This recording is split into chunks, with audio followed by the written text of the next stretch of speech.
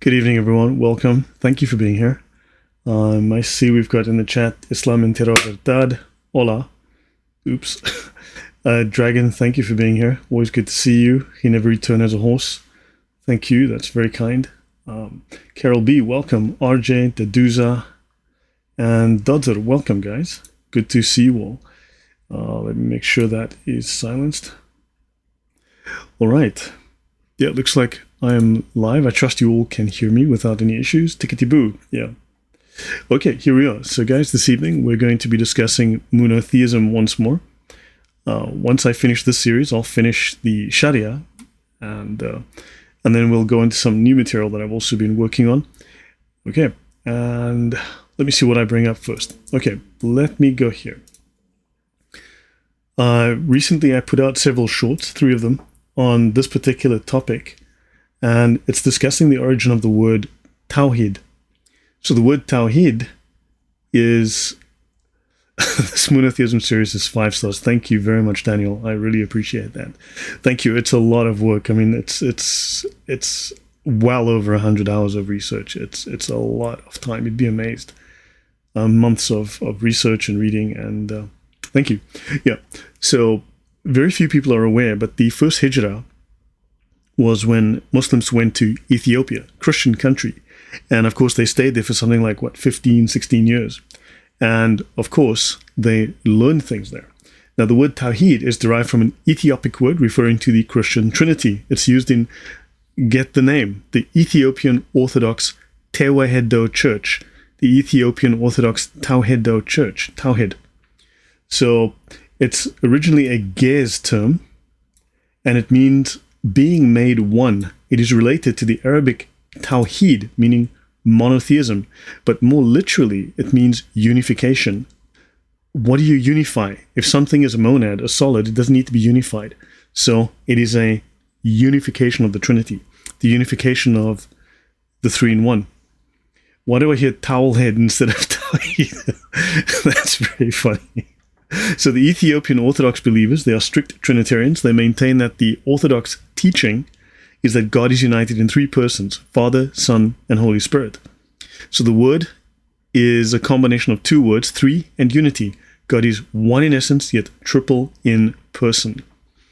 And so the Muslim word tawhid comes from a word for the unification of the Trinity in Ethiopic. Don't forget, though, that these Sabaeans that we've discussed, they were settled in Ethiopia. That civilization eventually conquered Arabia. They took their ideas with them. There was trade between them. And of course, as we will discuss, I believe, later in this presentation, you will find that the Ethiopic is the oldest language in the world, and it influenced the construction of Arabic. There's several hundred there are over 2,000 foreign loanwords in the Quran, and at least 200 of those, 10% of those or more, is Ethiopic. Notice Tewahedo is Ge'ez, Tawahido, modern pronunciation, Tewahido, a Ge'ez word meaning being made one, unified. It is cognate with Tawhid, meaning monotheism, but this is being made one, unified, and then Tawhedo, to be united, become one, to be united with each other, to be united with each other. So this is not a monad, this is not a single block, right? So this is to unite, to declare, to be one. Carmel says, love, peace, and blessings. The greatest of these is love. Shalom. Yes. I was just listening to a live stream on Merciful Servant. They don't like me too much. No doubt. I'm noticing on Al-Fadi's channel, I'm getting them very upset. By the way, the reference that I was using, oopsie, comes from this comparative dictionary of Ge'ez, classical Ethiopic. So just so you know that. Okay, later on I'll move over to this. So let me get into my main presentation. Okay, to continue where we left off last time. So, yeah, this is one of the final slides we did last time. So the Quran has multiple surahs named after pagan deities. Right, to run through this list, Yasin. Muslim scholars call Yasin the heart of the unholy Quran. Right, so Yasin, this chapter called Yasin, of course we know that the main god of Babylon and the main god of Arabia, as interpreted by the Arabians, right, the main Babylonian god called Sin, was, of course, called Makkah. I think we all know a city in Saudi Arabia called Makkah that's very important to Islam.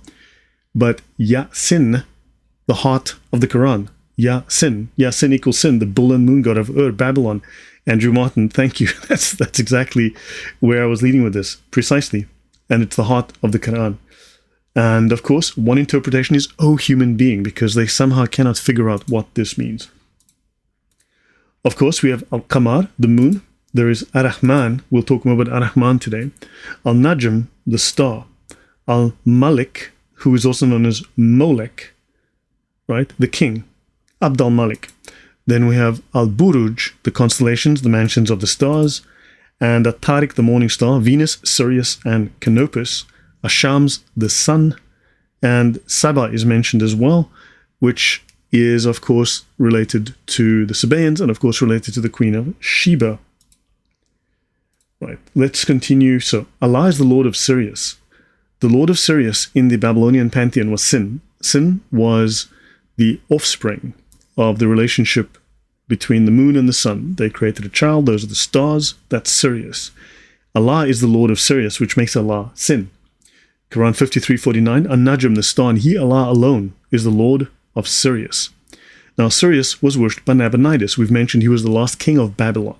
Right? So he was the last king of Babylon, and he settled in very close to Mecca. So he conquered that region. Now, only once is a star mentioned in the Quran by its old Arabic name, and that he is the Lord of Al-Shira. Al-Shira is the star Alpha Canis Majoris, Sirius, the brightest fixed star in the sky. Remember, it was worshipped by Arab tribes in the Jahiliyyah before Islam. It is stressed that Allah, creator of all, is the Lord of Sirius. So again, in the pagan times, the Lord of Sirius, this is at the time of Muhammad's birth, right? This is within Muhammad's family. This is at Muhammad's youth. Allah of the Kaaba was the Lord of Sirius. This was the pagan god Sin. So, in Tafsir al-Jalalain, this is a star lying beyond the constellation of Gemini, which was worshipped in the time of pagandom. This is during the childhood of Muhammad. Ibn Abbas, and that he it is, who is the Lord of Sirius, which was worshipped by the Qaza'a. So we finished here previously. Notice from Sunnah.com, a star worshipped by some ancient pagans. They make that mention. And Al-Shida of Sirius, they make that mention here. Now, notice I've added some additional information about this Qaza. The Banu Qaza is the name of an Azdite Qattanite tribe, one of the main ancestral tribes of the Arabian Peninsula. As we have seen in the Tafsir. No wonder the Muslims are so serious, of course. Now, notice this tribe ruled Mecca, right? This tribe ruled Mecca for a long period prior to Muhammad's rule. And also they lived in Yemen, then moving north. So this tribe ruled Mecca, they started in Yemen, and they moved north. So this is just interesting, right? So it was worshipped by the Qaza. And so this connection is just very interesting. Notice this tribe also worshipped Manat. And the Qaza became custodians of the sacred house, the Kaaba, passing the duty on from father to son for a long time, 500 years, it is said. One of them brought an idol called Hubal to Mecca from Syria. Very interesting. Hubal was the Allah of the Kaaba. And by genealogy, they are connected to Muhammad in at least two ways. So through two family connections, this pagan tribe is connected to Muhammad. All right, so keep that in mind that, there's something here. So, Alat, Manat, Al-Uzza, of course, dragon, yes. What I'm saying is, though, there's evidence here that needs to be investigated further. This can't all just be sheer random coincidence. Okay, Sirius. Let's have a look at Sirius. This is the new scientist. So, of course, we would hope that this is scientifically very serious, right? They speak of the world's oldest temple was built to worship the dog star Sirius. So this is Göbekli Tepe, built to worship Sirius. New research has revealed that the world's oldest known temple, Göbekli Tepe in southern Turkey, was probably built to worship the star Sirius. Göbekli Tepe is at least 12,000 years old. Excellent. So, again, another connection. And that's Haran. That's the area called Haran where Abraham came from. We've already discussed the connections to Abraham and how Muslims were looking for the religion of Abraham. In the religion of Abraham, then if it's If it's in Haran in Turkey, then of course this is part of the pantheon that they were worshipping. And of course the records do state that Abraham was a Sabaean originally, and Muslims follow the Sabaean way. Syrians worship the Göbekli Tepe temple's central pillars are set within circular enclosures would have framed the rising of the Dog Star Sirius at different points in time. This is very similar to the way a mosque is built with the two towers. And of course, they go ape when the moon rises. So we'll see more of that later. So Göbekli Tepe, of course, just across the border, Syria and Urfa, okay, also Haran. Now let's move to Molech. Villainous, welcome, good to see you. Right, so Molech, Baal, Ashtoreth. Molech, also known as Moloch, was a Canaanite deity associated in biblical sources with child sacrifice. The name derives from combining the consonants of the Hebrew melech, king, with the vowels of boshet, abhorrence, shame. The latter often being used in the Old Testament as a variant name for the popular god Baal. Interesting. So Molech was also called Baal. Now, of course, we know that the Allah of the Kaaba was Hubal, he who is Baal. Monoliths in North Africa bear the engraving Malik, often written Malek Mir and Malek Dim, which may mean sacrifice of lamb and sacrifice of man. Interesting, sacrificing of men. In North Africa, Moloch was renamed Kronos. Kronos migrated to Carthage in Greece in mythology, becoming a titan and father of Zeus. Moloch is affiliated with and sometimes equated to Baal, although the word Baal was also used to designate any god or ruler. I'm a warrior, welcome. Lepanto, peace and blessings, welcome. Andrew Martin, Muhammad shows in his Quran that he's a priest of Baal. If you can get a reference to that, because that's very, very interesting, because we know that he was consecrated to Baal by his grandfather, right? Because the Allah of the Kaaba was Hubal. So again, too much evidence that needs to be addressed, right? Cannot simply just be ignored. So the word Malik, it has Semitic roots. Now, examples of words with the root Malik are the words Mameluke. Of course, the Mamelukes, those would, I think, be the Turks. You have Melchizedek, Melkite, and Moloch. Now, it is West Semitic and means to rule, to dominate, to possess, or to own. It is a common Semitic noun, Malk, Muluk, ruler, king. Malkite, from Aramaic Malkai, plural of Malkai, royal, royalist, from Malka, king. Okay? Melchizedek, from the Hebrew, Malki Sedek, my king is righteousness. Remember we spoke earlier that there was a moral difference. The Jews stated that they were utilizing the names that some of the pagans were using, but they gave it an entirely different moral status. He says he shows his reasoning here. So, okay, if we have a chance, I'll have a look at that and maybe discuss it in one of the shows if that's of connection to what we're discussing here. Quran 3:183 is the key verse where you're complaining about the priests of Baal being murdered. Okay, let's have a look at that. Thank you. So, let's have a look at Quran 3:183. Al-Imran, the family of Imran, Quran 3:183. The same are those who say, Lo, Allah hath charged us that we believe not in any messenger until he bring us an offering which fire from heaven shall devour. Say unto them, O Muhammad, messengers came unto you before me with miracles, and with that very miracle which he described. Why then did ye slay them? Answer that if you are truthful. Interesting. Say, they've already come to you messengers before me with clear proofs, and even that of which you speak, so why did you kill them? Very interesting. Okay, very, very interesting. That's unusual. Why did you kill the messengers who came before? Executed. Okay, right. Let me continue. But thanks. That's something I need to look at more in depth. All right. So Molech, from Hebrew Molech, from Canaanite Muluk, perhaps a variant of Canaanite Malik, milk, king.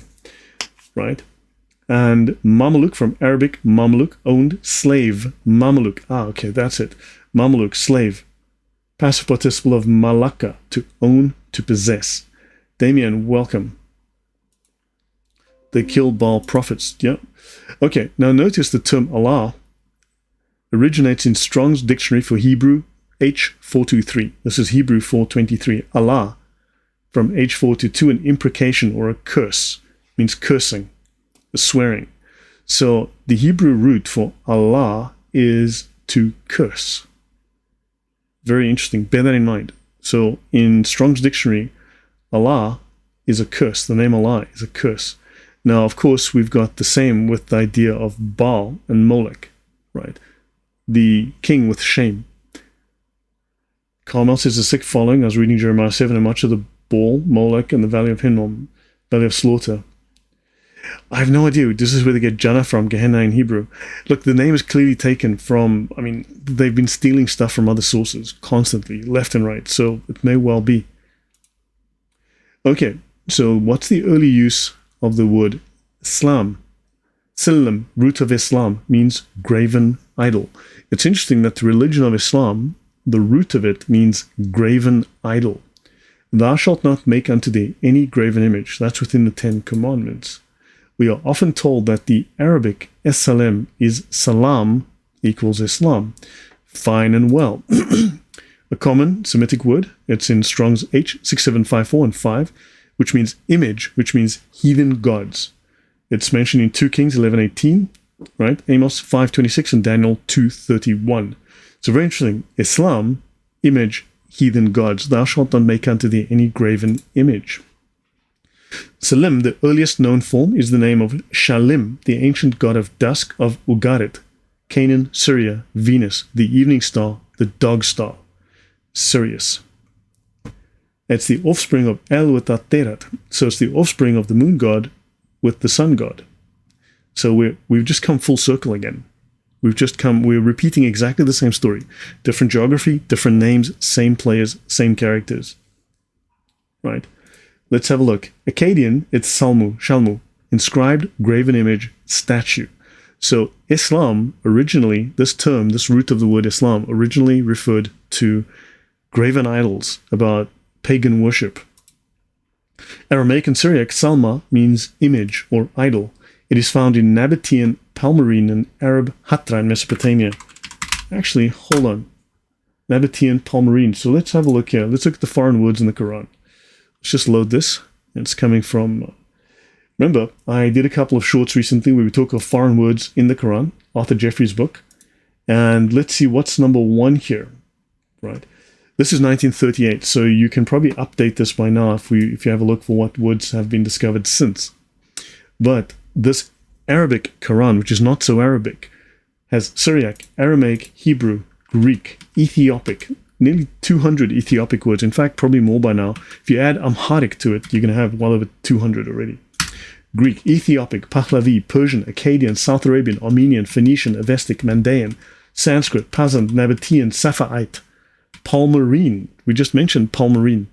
Rashamra, Latin, Old Persian, Coptic, Sumerian, Egyptian, Amharic, Old Turkish, Sogdian, Talmudic, Kurdish, Ossetian, Turfan, Judeo-Persian, Malayalam. What is Malayalam words doing in the Quran? Parthian. Well, Parthian is actually very interesting because Parthia is where we get the Book of Al-Jasai. These Alkacites that I've mentioned previously in a different talk, which I'll be getting back to. And they were the very first Gnostics, and Islam shares a number of ideas with these ancient Gnostics. Tamil, Tigray, Parthian, Afghan, Baluchi, or from Balochistan, I'm guessing that would be Pakistan or Afghanistan. Beja, Bilan, Bishari, Edomitish, Georgian, Moabitish, good grief. Just tons of foreign words in the Quran. Over 2,000 foreign words that Arthur Jeffrey discovered. Nanashin is the father of Sham and Ishtar, yes. Malayalam is South Indian language. I know, because they were trading with them, and his ideas traveled through the trade routes, right? So as they traded, they borrowed their gods, they borrowed concepts, they borrowed ideas. Greetings from Osteuropa, Kaczmarek Andreas. Welcome, good to see you, Kaczmarek. Andreas Kaczmarek. Well, okay, yeah, so let's continue. So all of these languages, right, Islam has borrowed ideas from them because these languages are discovered in the Quran. And in pre-Islamic Arabia, Salam is often an object dedicated to a deity. Okay, well, so now you know. And in the feminine, it is Salamat. In Yemen, it is singular, dual, and plural. Right, so the idea is also found in Yemen. And we know that Sabaeanism, that's from Yemen. All right, so notice that, well, this is in the Gesenius Hebrew Chaldean lexicon, right? It used of anything vain. So this idea of Silam is used of anything that is vain, anything useless, an image, a likeness, an idol. And in Syria, it's well known, of course, in Syriac and Chaldean, and in Arabic, it's an image. So even there, they recognize it is an image, a graven idol. The whole context around this. Better late than never. Yeah, well, Samuel, the thing is, if I ask Sergeant Grinch to do 5 push-ups or something, I'm going to have to ask you to do the same. Sergeant Grinch did his push-ups and he hasn't been late since. So, okay, so image. The context around here is the word Islam seems to be very much related to and have a history of being about graven idols, pagan images, pagan statues. We'll have a look at what those are again in a moment to refresh our memory. Silam, graven idol. The word Silam is common Semitic, occurs in several different languages in different places and times. In Akkadian, Shalmu means inscribed image, large or small statue. In Hebrew, Shelem means image or likeness. And of course, in the Bible, you are not to make yourself a graven image. Military punishment, yes, sadly. In Syriac, Shalma means image or idol. It is used in Old and Official Aramaic, Nabatean, Palmyrene, Hatran, and Old Syriac inscriptions. It is an image of a god or a man. So here, an image of a god.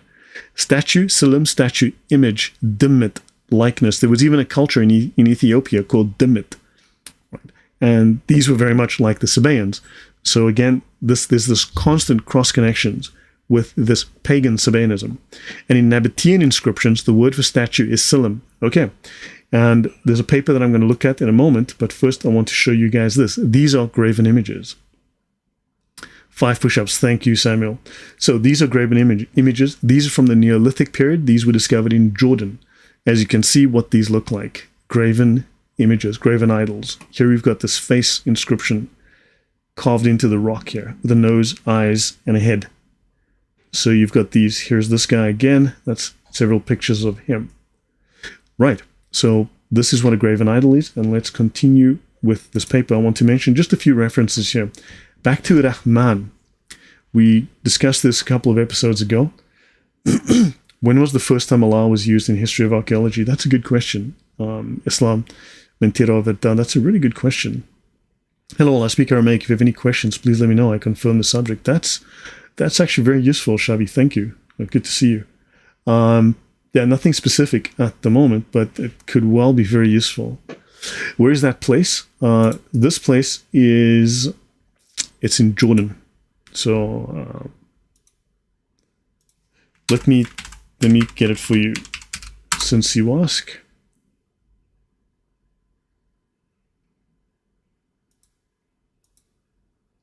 Okay. Since you asked me, this is a 9,000-year-old shrine in Jordan. This is a Silam. Here, we'll just close that.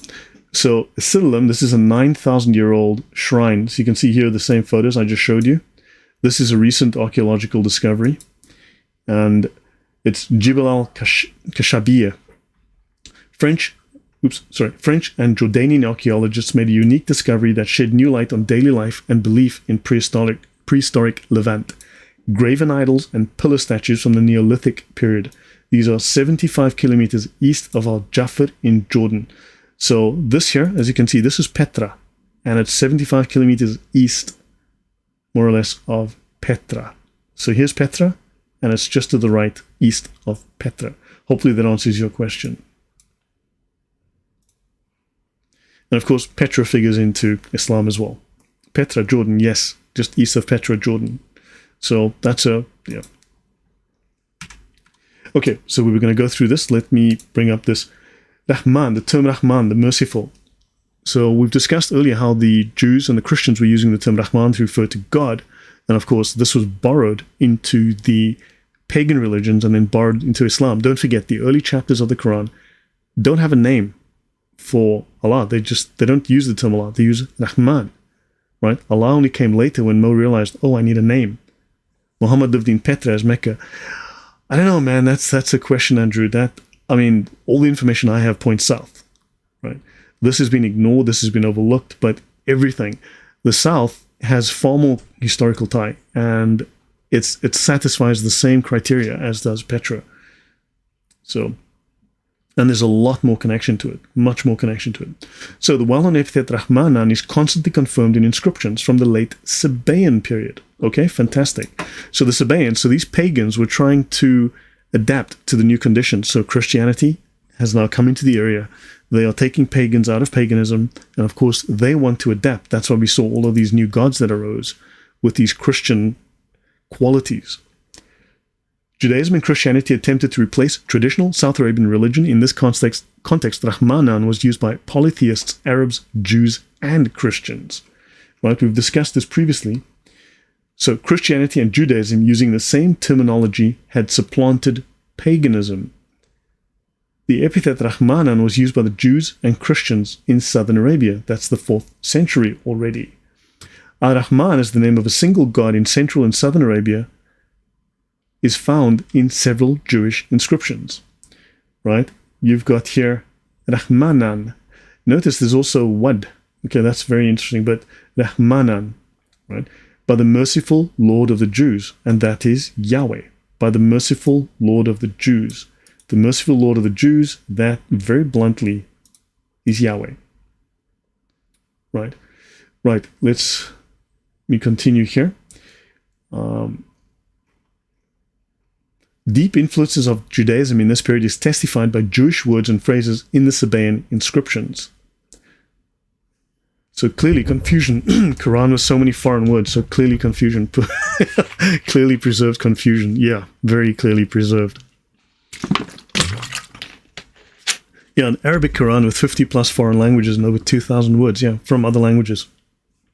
In the Sabaean texts, God is called the merciful Rahmanan with the epithets Lord of Heaven or Master of Heaven and Earth.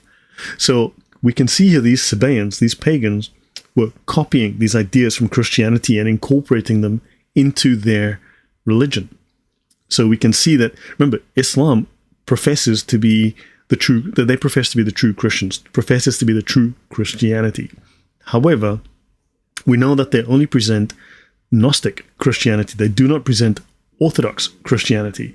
Where they're getting these crazy ideas from, because they're a crazy mix of paganism and Gnosticism. Right? Even personal Jewish names such as Yehuda and the reference to the tribe Israel. Okay? So the Sabaeans were well aware of the Jews.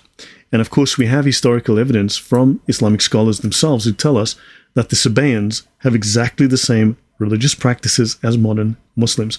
In fact, I opened this presentation in the very beginning with that evidence. So the term Rahmanan is of Jewish origin. Right? And I think the last one I'll show here.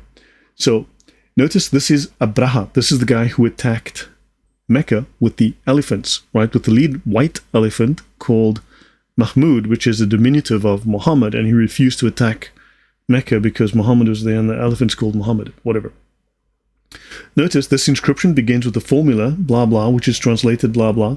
It says, by the power of the merciful one and his Messiah. So the idea of God and Christ were familiar to those pagans at that time. So in another way, so here, the first sentence of Abraha's inscription with the power and the help of God and Jesus, the Christian king. So, yeah, so these ideas are there. So they've been borrowing things from Christianity. They've got this different inscription, also apparently by Abraha, but it goes with the power and favor of the merciful and his Messiah and the Holy Spirit.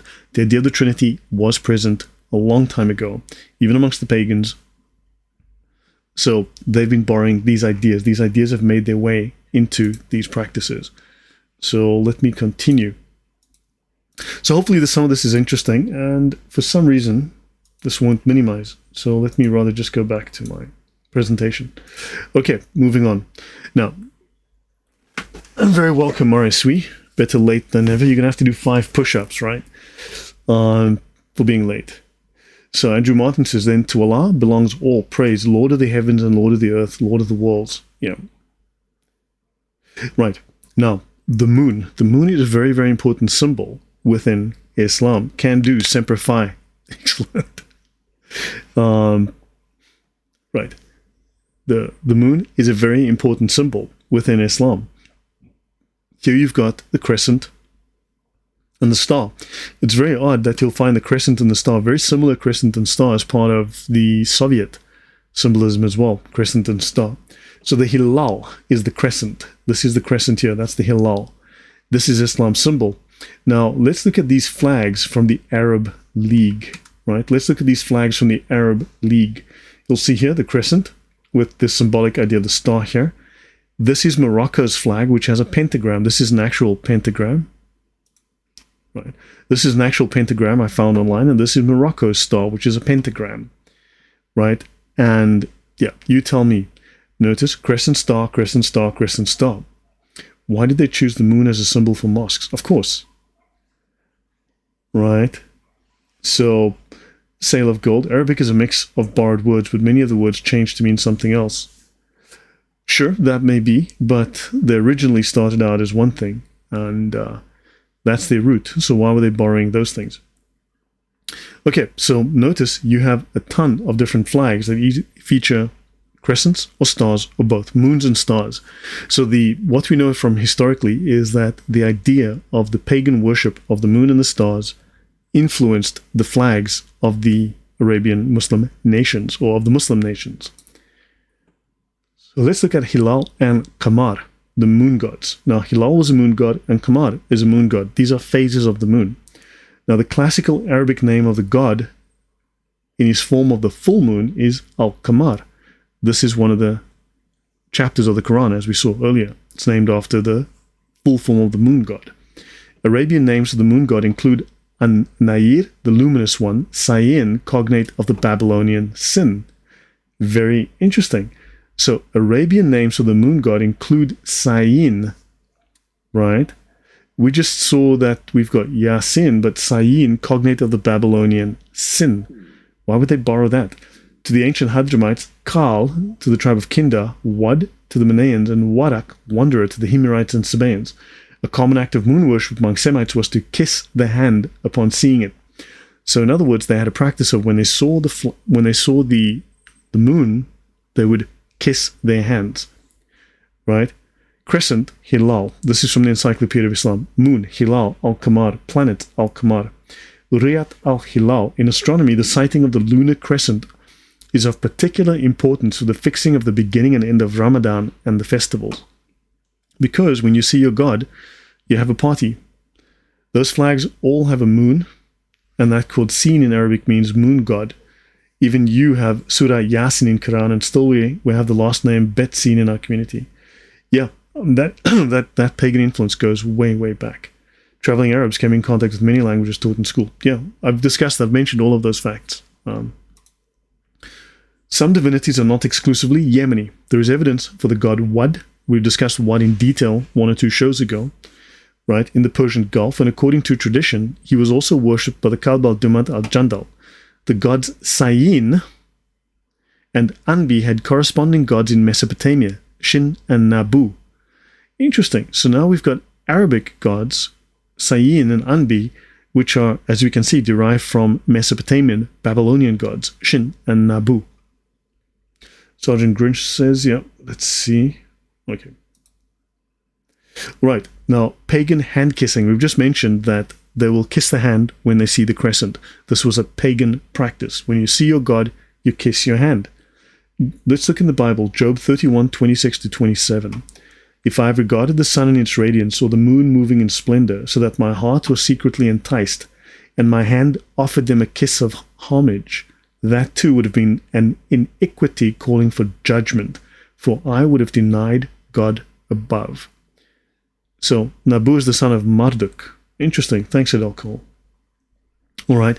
So, within the Bible, we are told that this kissing of the hand when you see the moon, this is something that is considered pagan and a denial of God, right? You shall have no other gods before me within the 10 Commandments. But this is something pagans did, and of course it's something that Muslims do as well. When they go on the Hajj, it says here within the Reliance of the Traveler, which has an entire section teaching Muslim pilgrims how to perform the Hajj accurately, correctly.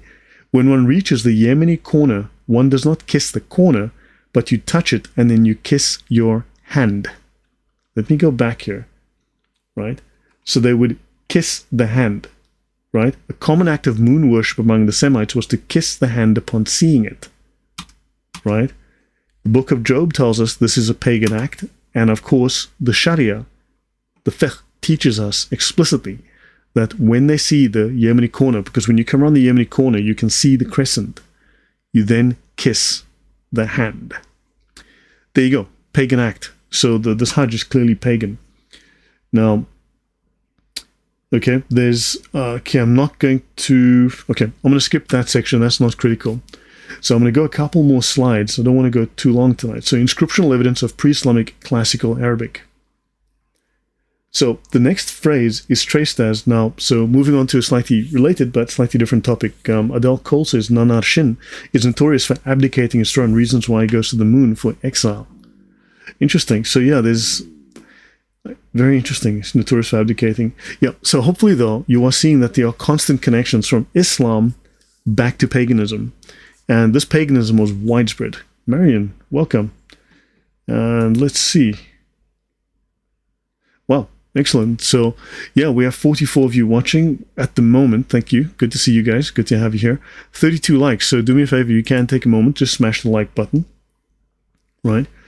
And, yeah, right. So now, related, but moving forward.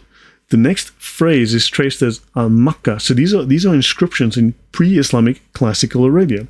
Al-Makkah. Now, of course, we know that the famous city in Saudi Arabia is called Mecca.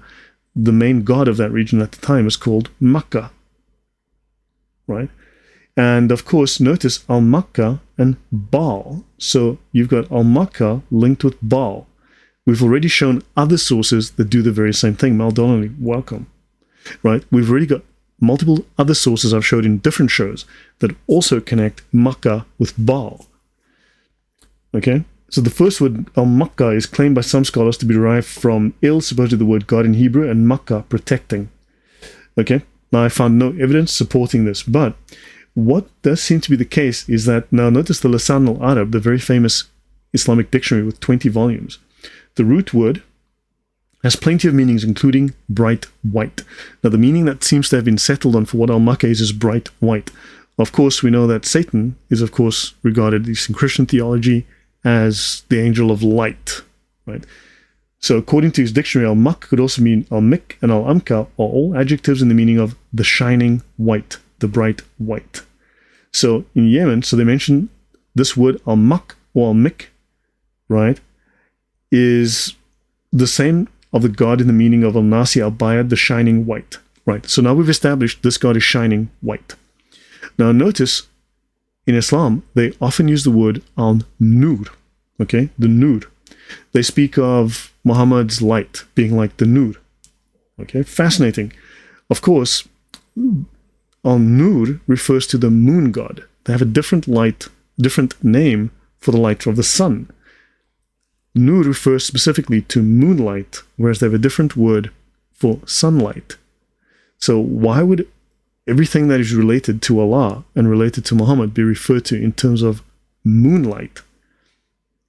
Clay says, yes, absolutely. Please hit the like button and subscribe if you like loads of informative streams. Thank you. Yeah. All right. So the shining white, or Al-Nur, the light. Notice they leave out the fact that it's the moonlight, right? And of course, they mention here that in a hadith, Maq means love. It is very likely that the word Al-Mik is referring literally to the shining moon god. As it is believed and agreed upon by most scholars, this is what Yemen's god Al-Makkah was. We know what Makkah is. We know where Makkah is. I appreciate and use the knowledge and research you bring. Thank you very much, Sale of Gold. It clears up much of what Islam is from and why Muslims act their way. The Messiah even appears to be Muslim in dreams. Oh, the Messiah even appears to Muslims in dreams. I've actually seen people say that. Yeah, that they see these visions or dreams of Jesus. Shavi M says, some Muslims claim Momo did not have shade. They think it was the Nur. Correct. That's actually, if you look in the Sira, actually I should do a series on the Sira, effectively the Gospels of Muhammad, like the biographies. And these are some, I mean, this is like fan fiction about Muhammad. Some incredible stories of his miracles. And yes, he shines a light. But within the Sira, Shavi, what you learn is that Muhammad's light is the light that decorates the throne of Allah. So the light, the radiance of the throne of Allah, called the Arsh, A-R-S-H, Allah's arsh, is lit up by Muhammad's light. The light of the throne room is Muhammad's light. The light of paradise is Muhammad's light. The light of the sun is Muhammad's light being spread throughout the world. It's just insane, the things you learn. Okay. The spotlight of his birth, of course, which shone 1,300 kilometers. Yeah, that one. So now we've got all this inscriptional evidence, right, which is really good archaeology. So they mention also it can be the name of a golden statue as well. Okay, golden calf, golden statue. Very, very odd that the whole idea of this name, Al-Makkah, links back now to pagan practices, golden statues, things which are prohibited and forbidden within the Bible at least. So the meaning of Al-Makkah, which conveys the image of bright light, fits the description of a shining golden statue as well as a bright white moon, which is the exact given meaning of the word mik by Lisan al-Arab. So again, blessing water from fingers, of course, yeah, loads of miracles, hundreds of miracles. Right, let me continue. So to Waraka ibn Nawfal. So look, I'm just presenting this evidence, these words, these ideas, right? Baal is linked to Al-Makkah. So Al-Makkah is Baal. Baal is bright white, right? It's the moon, but the moonlight. It's light, but the moonlight. And you've got all of this stuff. And of course, it's very similar to Mecca. Where do we get the name Mecca from, right? All of these things. So this is just a bunch of evidence that needs to be looked at. Someone needs to look at this and go, there's something here. We can't just ignore this. Let's have a look at Waraka ibn Nawfal and Abd al-Uzza. Waraka ibn Nawfal was an early Arabian monotheist and contemporary of the Prophet. Biography details concerning Waraka are few in number and legendary in character. Right? Now, Waraka was the son of Nawfal bin Asad bin Abd al-Uzza. So his father, the surname was Abd al-Uzza, slave of al-Uzza. Now we know that Muhammad and Khadijah worshipped al-Uzza. And of course, he was thus the cousin of the Prophet's first wife, Khadijah. So, yeah. Now, people try to claim he was a Christian. He was certainly not an Orthodox Christian if he was. Andrew Martin is like, I've yet to explain it as I cannot find the water from his fingers miracle is simply Muhammad being filthy. The water, actually I saw a different source which discussed the water coming out. Obviously Jesus is the water of life.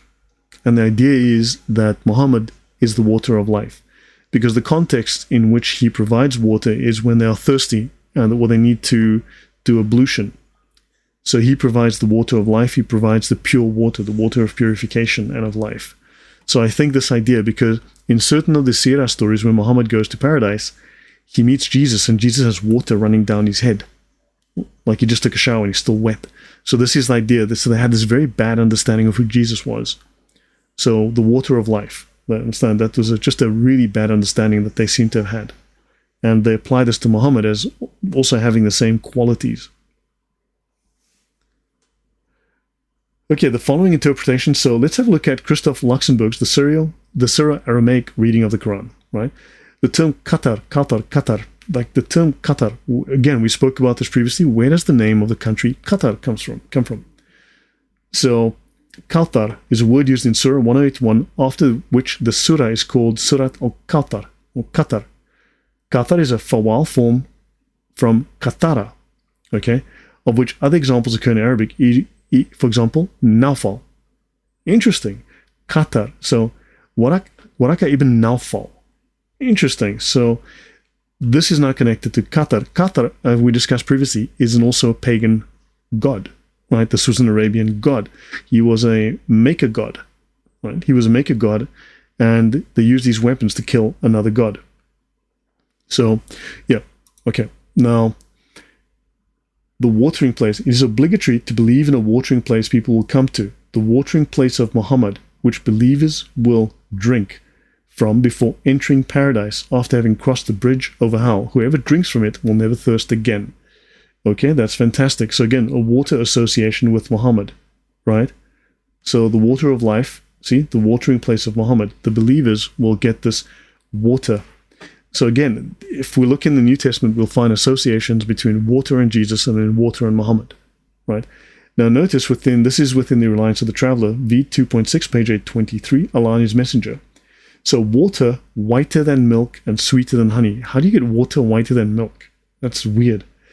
And there were as many pictures around it as stars in the sky. Again, astronomical imagery, stars. And 2 aqueducts pointed from Qatar, a spring in paradise. So there you go, Qatar, a spring in paradise. So these are different connections to the word Qatar. Let's look at Attar. In Islam, stars have souls. So Attar is a relic of the Prophet, something related to the Prophet like his hair, teeth, autograph, utensils that are alleged to have belonged to him, and especially impressions of his footprints. In astrology, however, Attar is also used as a technical term in the theory of causality with reference to the influence of the stars. And in Islam, within Islamic astrology, the stars are considered as higher beings possessing a soul. The stars are alive. So again, we've mentioned Attar is the star god, right? He is the offspring of the moon and the sun, right? The moon being male, the sun being female.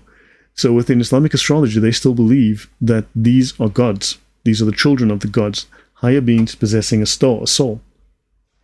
And Takhlil, okay, la ilaha, la blah, blah, blah, blah, the first element of the Shahada. They say Takhlil is the saying of the formula, blah, blah, blah, blah, blah, blah, the first element of the Shahada.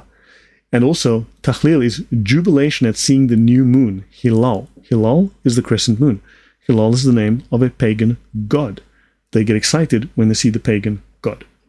Okay. All right. So CQ, out of the box question, Lloyd. In modern Hebrew is accurate and actual in speaking of today's Israelites. Look, dude, that's off topic. So, I mean, everyone wants to try and tell us that those weren't Israelites; those were actually Eskimos from Lapland, right? Whereas today's proper Israelites are Hebrew Israelites from Brooklyn and the south side of Chicago. So, yeah, I'm not going to go there right now. Tone 76. Lloyd, I'm new to the channel. Question for you. Who was Muhammad's first wife and who was she? Okay, so that's an interesting question. Khadijah. Now, the thing is, I believe the Quran only mentions 3 of Muhammad's wives, right? They mention, I believe, Aisha, Khadijah, and his son's wife that his son divorced because Mo saw her naked, liked her, the boy divorced her, and then Mo married her. So there's only 3 women that are mentioned in the Quran. So for those Muslims who reject the hadiths, it's like, so Muhammad's supposed to have had like 11, 14, 22 wives, pick your number, and their names are not in the Quran. How do we know this is true then? Then we have to reject the whole naming scheme for Muhammad's wives because they're not in the Quran, except for maybe a handful. So that's Khadijah. So according to, here's the problem. The information that I have doesn't have proper sourcing, right? But the story is that Khadijah was wealthy before she met Muhammad because she was a trader. Now, the way that she got rich to be a trader, to trade goods with her camels all over Arabia, was that her husband was possessed by a demon and he would tell the future. But he died. But because he had this gift of prophecy, foretelling the future rather, as a fortune teller, because of his powerful jinn that possessed him and could tell the future, she made a lot of money. Then when he died, she started the business, hired Muhammad. He was a trader for her. So she became very rich. But according to the one source that I've mentioned here before, she was a priestess, a pagan priestess. And so she was the one who basically told Muhammad, oh, you are seeing God. Right? Instead of saying it's a demon, she was the one who told him, you're seeing God. And she and her cousin, they convinced Muhammad that he was a prophet. So between the two of them, they're the ones who seem to have founded Islam by pushing Muhammad in that direction. So, Andrew Martin, it isn't that Muhammad married Khadijah, but Khadijah married Muhammad. Yeah, he was a toy boy. Yeah. So he was a sex addict according to the Sunnah. Plate, Lloyd, isn't there a passage in the Quran that says Muhammad is allowed to have like 10 plus wives with the other Muslim men? Yeah, only 4. Men only 4, but Muhammad, the thing is, like, you count 11, 14 wives, the number changes, but he divorced women and remarried. So according to one count at least, Muhammad had at least 22 wives. Oh, how old was she? Oh, how old was she? Oh, my bad. Okay, well, let's have a look at that for you. Give me 1 sec. I'm actually going to look that up for you.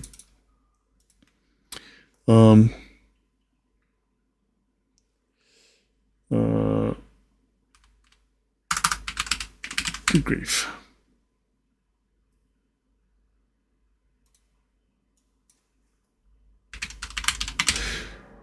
great, now I cannot remember the name of the book that has that.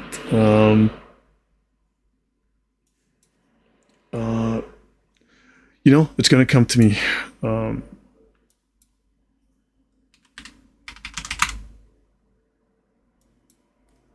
going to think about this, because now it bothers me, because I want to find the name of this book.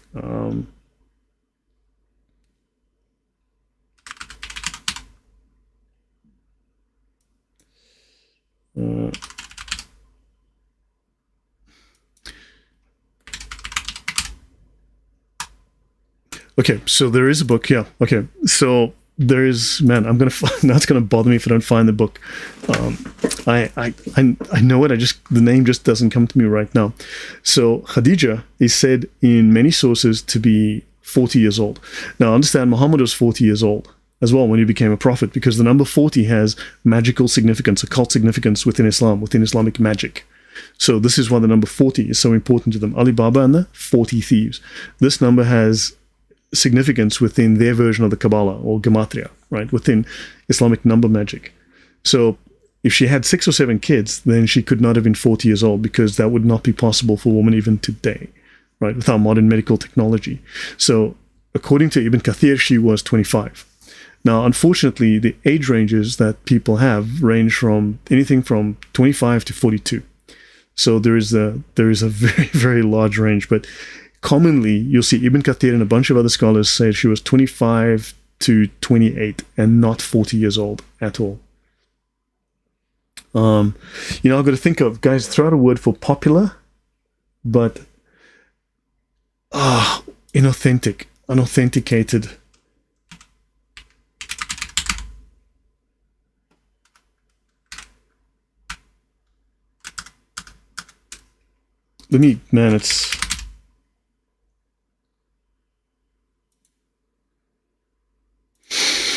There we go. Great. Found it. Give me 1 second.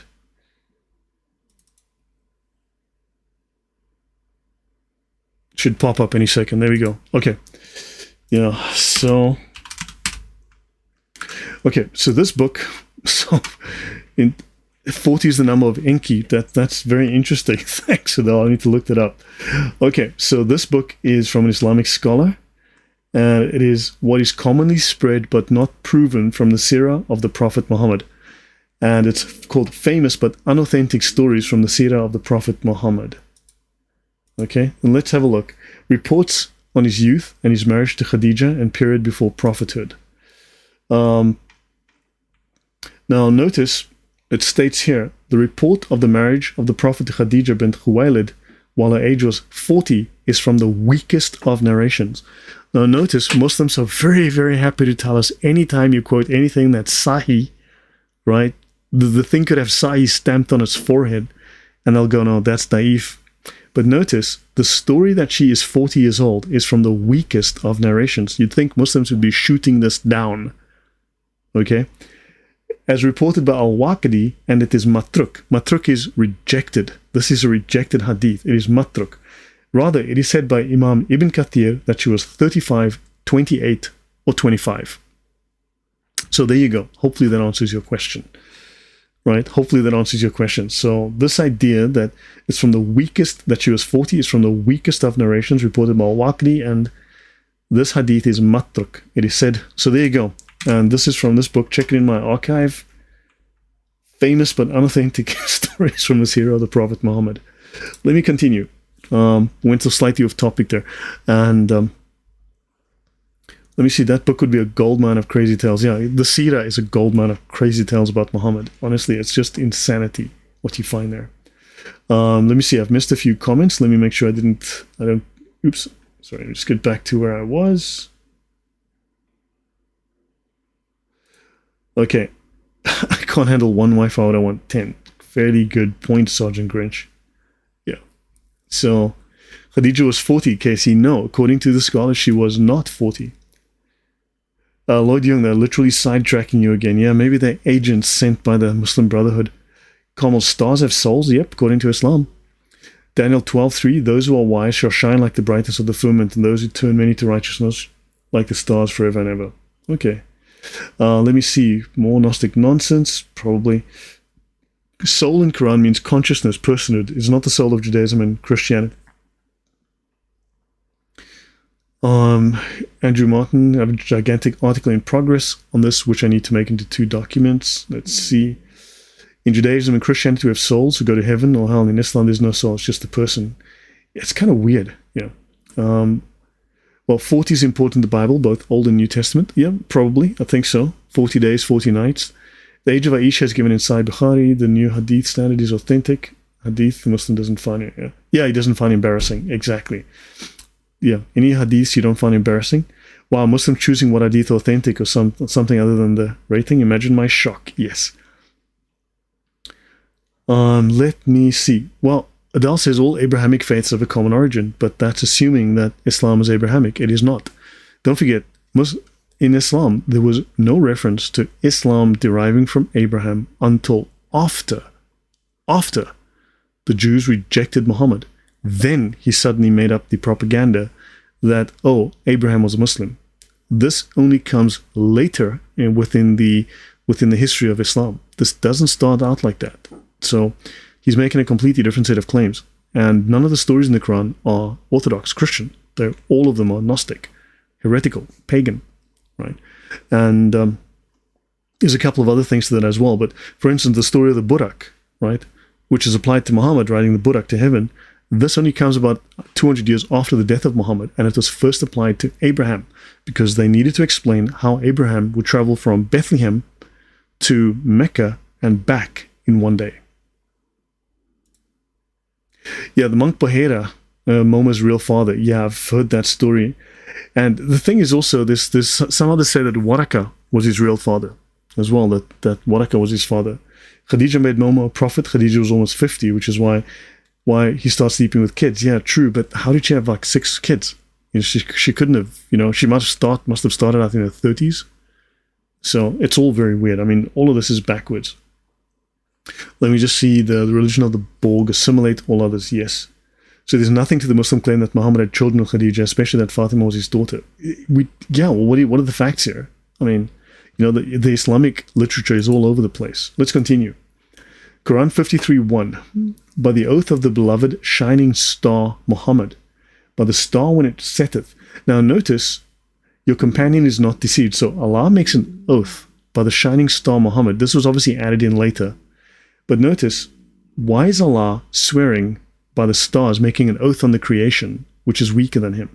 By the star when it sets, your companion is not deceived. The pagans used to make oaths on the stars, who were considered gods. So why is Allah doing this? In Tafsir Ibn Abbas, Allah set an Himalayan near Haran. Odd place again. Now we've got Haran, Sirius, the dog star, right? And that temple, Göbekli Tepe, and of course the origination of Abraham. That snatched him from among his friends and took him to a place nearby, tore him apart from head to foot, but did not eat him because of his impurity, just as the Prophet had prayed against him. It is also said here, Allah swore by the stars when they set. Why is Allah swearing by the stars? Why? I mean, it's kind of weird. It's like Allah saying, well, touch wood, everything will be okay. It makes no sense. So, yeah, Quran 53 is written by a scribe of Moses, not spoken by Moses. Yeah, I mean, so again, but why are they utilizing this pagan imagery? So it undermines Islam again. Tafsir Ibn Kathir. So I swear by the setting of the stars, and verily that is indeed a great oath. But hold on, you're not allowed to swear by anything other than Allah. I swear by the setting of the stars. So again, yeah. Again, so we've got this cosmological, astronomical, astrological imagery, this pagan idea that's again within Islam. And maybe I'll end off shortly, but this is the Encyclopedia of the Quran talking about light. This is page 187. Maybe you guys are not familiar with the Encyclopedia of the Quran. Okay. Let me have a look here. This is the Brill. Let me just bring it up. It'll take a moment to load. This is the Brill Encyclopedia of the Quran. Right? The Encyclopedia of the Quran. This is 6 volumes, and this is 3,956 pages. So fascinating, but very useful. Again, in my archive, you can download a copy. Right? So he never returned as a horse very wisely says, no wonder Sharia commands them to not question the narrative.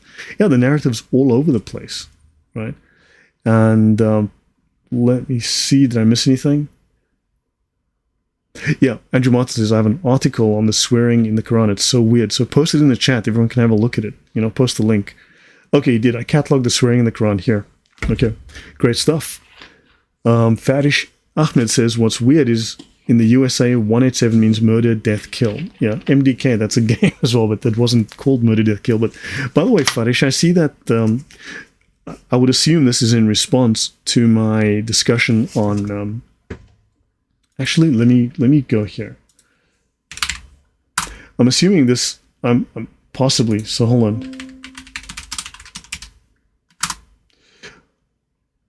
So is this talk in response to my shows on atheism? The bad Jesus, was it really all peace and love? So let's have a look here.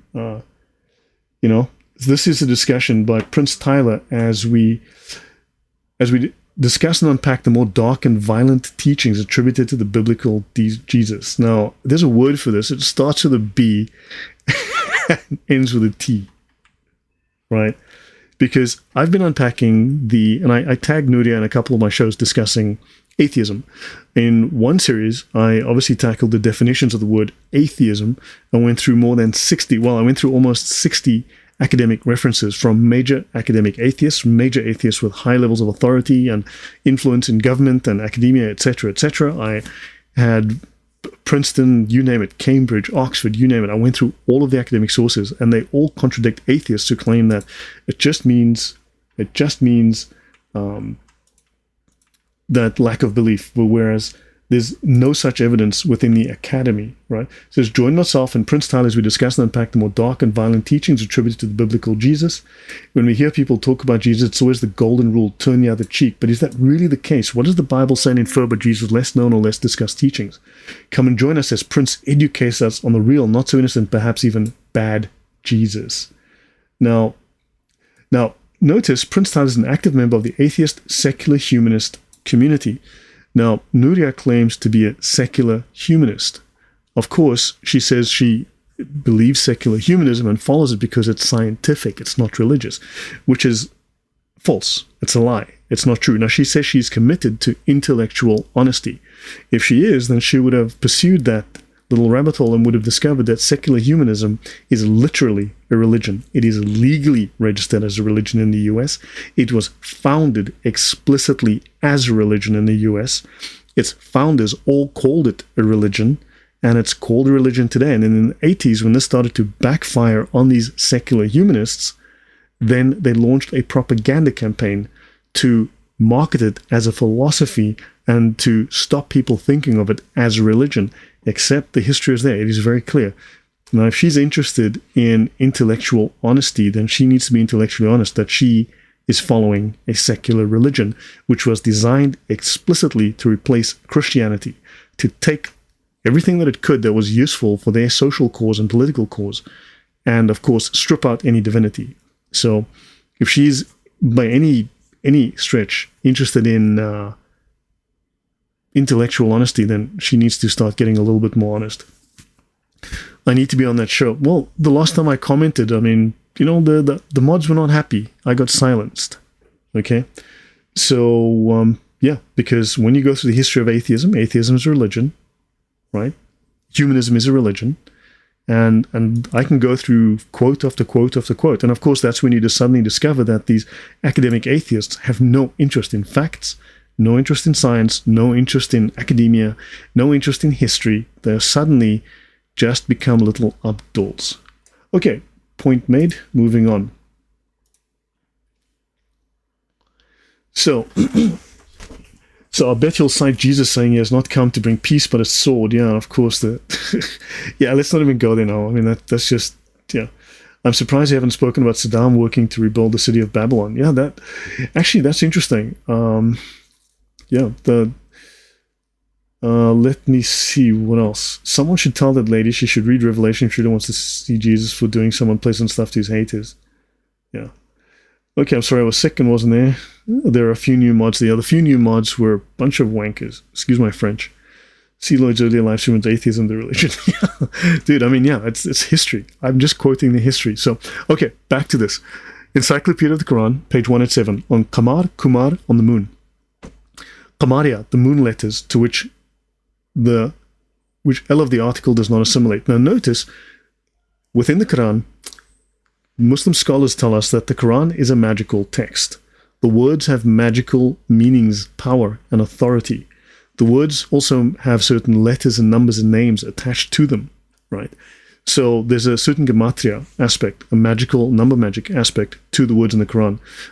Notice, it says here, Tajweed is that the consonants with the same point, blah, blah, blah, and they speak of solar or sun letters, okay? So they are Shamsi. Remember, Shams is the moon sun god.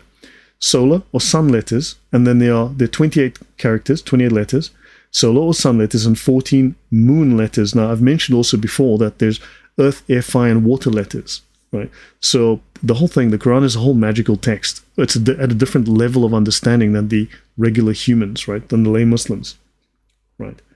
So let me see. They're militant atheists. Yeah, they're not intellectual atheists or intellectual. They're village atheists. That's what they are. They're just village atheists. So atheists hate to be told that atheism, the moment it achieved government, every single case that atheism has achieved government level power, it became both totalitarian and genocidal. This is what happens when atheists seize political power in a country. They become both totalitarian and they become genocidal. Brutal torture follows. I mean, the atheist century, last century, when all of these countries adopted communism, was the worst, most deadly century of the last 2,000 years. They killed more people than have been killed in the last 1,900 years prior. Right. So notice now that the Quran, we're talking about these letters in the Quran. I've shown this before in different sections where I speak of the magic letters, the magical value of the numbers and the names. And in fact, it's very Gnostic practice, because the Gnostics believe that if you had the name of Allah, or if you had the magical names of the gods, you could manipulate those gods. And here the whole point is that you know the secret names of the gods, right? And don't forget, Allah's 99 names are not 99. Remember, the word Allah is a descriptor. It is not a name, right? It's just the God. It's generic. It's just the God. It's not a name. It is not a personal name. The 99 names of Allah are not 99 names. They are simply attributes, right? Like the fuzzy, the warm, the cuddly, the sweet, right? The happy. Those are not names. Those are attributes. Allah has 99 names, but one secret name. Understand that. The scholars teach us Allah has 99 names, but one secret name. We don't know his secret name now, do we? Right? Maybe for good reason. Maybe that's Shin, the moon god. Maybe that's why they hide Allah's secret name. So, communism hasn't just been done right yet. Yeah, of course. Okay, so, moving on. So there's lots of, this is just a lot of discussion around the moon. Okay, notice the light also, so look, this is from the Encyclopedia of the Quran. There's endless talk about the Quran with its allusions and connections to the moon and the sun and all of these astronomical pagan connections, right? But notice here, light also refers to the sun and the moon. So in the Quran, there's a distinction between sunlight and moonlight. Your Highness, welcome. Good to see you. Thank you. Right? And what you have here is moonlight is called Nur and the sunlight is called Diya. So why is the Nur associated with Muhammad? Why is the Nur associated with Allah? Only the moonlight. Moonlight, moonlight, moonlight. Constantly. He is the one who made the sun a light and the moon a light. Jalal Shams, Diya, and Wal Qamar Nuran. The moon, light, sun, light. Separate qualities, separate people. And Muhammad is associated with the Nur. And in fact, Nuriya's name is Nuriya. Right? Ya. Right? So Ya would be the moonlight of Ya. The moonlight of Ya. Ya being in this case probably Allah, right? So someone tell me what Nuriya translates as. That'll be interesting if someone could let me know. Nuriya. The moonlight of Ya. Okay, so ask Muslims where the Quran says of Allah saying my name is, like the Bible does with Jehovah. Yeah, a number of times. That's a very good point, Clayton. Plate the JW. Yeah. Where does it? It doesn't. That's why Moses asked God what his name is. He wanted to bind him with Egyptian magic. I don't know if that's the case, who knows? But Lloyd, before you log off, when time permits, can you answer this for me? Did Muhammad have relations with an underage girl or girls? If so, what was the age? What were the ages? Islamic law, look, please go to my channel. I've got about 4 or 5 videos on the topic. One is like 5 minutes, 4 minutes. One's like 7 minutes. I've got one of like 12 minutes, one of 20 minutes, and I've got a couple that's like one that's 90 minutes and one that's like 2 hours, right? So I've got a whole range of videos on this. I go through the Islamic law, the Sharia and the fiqh, right? And I show very explicitly that Islamic law, quite clearly, Islamic scholars tell us there is no minimum age for a man to marry an infant in the cradle and take her to bed. Okay, there is absolutely no minimum age. So this is sunnah because of Muhammad. So a girl is good to go even if she's in the cradle. That's legal in Islam. Okay, that is legal. Right? So understand there is no minimum age in Islam, in Islamic law. Okay? So I bet they'll misinterpret Jesus as Matthew 10. Nodi are probably going to remove the vid. Who knows what they're going to say? I mean, it's just a joke. The thing is, they had a guy on before called Infidel, and he was talking absolute poop, and I was commenting on that. And of course, the admins got extremely upset with me because I was presenting stuff about, and yeah, so it's just not worth it. And I mean, after that, she didn't invite me back to continue my series on Islam, right? She didn't, on the Sharia, because I was doing a 6 or 7 part series on the Sharia at that point. Yeah, she removed the count. So yeah, guys, there's a whole thing. So, I mean, this guy's going to talk poop, right? But, I mean, if she's truly about intellectual honesty, then she should not be afraid to examine the history of atheism and the history of humanism, the religion called humanism. Even socialism. Atheism and socialism are like twins, man. Atheism and socialism are joined at the hip. They are Siamese twins. Atheism is socialism and socialism is atheism. It's that simple. They're one and the same. They're just two sides of the same coin. Okay, so notice we've got moonlight and sunlight. I'm going to finish in a moment, guys. And the pagan, I'll finish here. The pagan moon religion. In other cultures, the moon was female, the sun was male. The genders are reversed in Arabia and also in Mesopotamia. Isn't that odd that in Babylon it was reversed and in Arabia it was reversed because they had the same religion? The moon is masculine. The star is the sun, okay, the kiddie of the moon and the sun, right? They fast from moon to moon. Islam has a lunar calendar. Islam's mosques all have pagan crescent moons. Notice, this is from Babylon, right? Crescent star. Look, these are the bull's horns. I mean, I don't even have to tell you, that's the bull's horns. We've spoken about the bull, Baal's bull. We've spoken about this earlier in previous thumb, okay? Notice how they have, if you have a look for how many pictures and people celebrating and excited and newspapers printing huge front page. It's like, oh my God, the moon was over the Kaaba. The moon was over the Kaaba. And they have the moon between those two towers, right? The minarets. You'll see here, moon and star, moon, moon, moon and star, moon and star. This is huge. This is a massive moon. Massive moon. And of course, you see loads of pictures like this. This is the moon. It's obviously the moon. The new moon causes Eid, of course. So understand, this is all about the moon. It's all about moon worship. There's no hiding it. There's no denying it, except so much is, Carmel says, amazing. Wow, so much is coming to light. Thank you very much. So guys, yeah. Notice, remember I mentioned the Sirius temple in Göbekli Tepe? They had those 2 minarets, right? And then the moon, well, Sirius would be between them. Look at this. You've got the 2 minarets and the moon between them. The moon aligns directly above Kaaba in Makkah's Grand Mosque. They get excited when this happens. When the moon aligns over the Kaaba, over the minarets, they get really excited because it's moon worship. It's moon worship. No matter how they hide it. It's moon worship. And of course, this is the bull. Baal's bull. Right? Baal's bull. Notice, this is the same thing. It's just Baal. I mean, it's good grief. Baal, Allah, Molech, Al-Makkah, same thing. So this is why hopefully I've been tying all of these threads together, at least showing you all of these threads, putting all these threads down, showing you these things all link in one place. They all come together in one place. So he never returned as a horse says, well, this pretty much confirms it. Tauhid is unification of all things pagan. Exactly. Clay just made me think of an Atreyu song with the opening line in it, grab the bull by the horns, nobody tells you where to go from there. So yeah, you can say they start howling at the moon. Of course they do, Your Highness. And they say, we are not pagans. It's incredibly pagan. All of these connections. Notice the Kaaba doors, the sun symbol on the doors of the Kaaba. The sun symbol on the doors of the Kaaba. It's the sun. The sun and the moon. The sun and the moon on the Kaaba as well. So you've got these bright sun doors. The consort of Allah. Hikmah logic, contradict himself. Ummah logic, perfectly contradict himself. So yeah.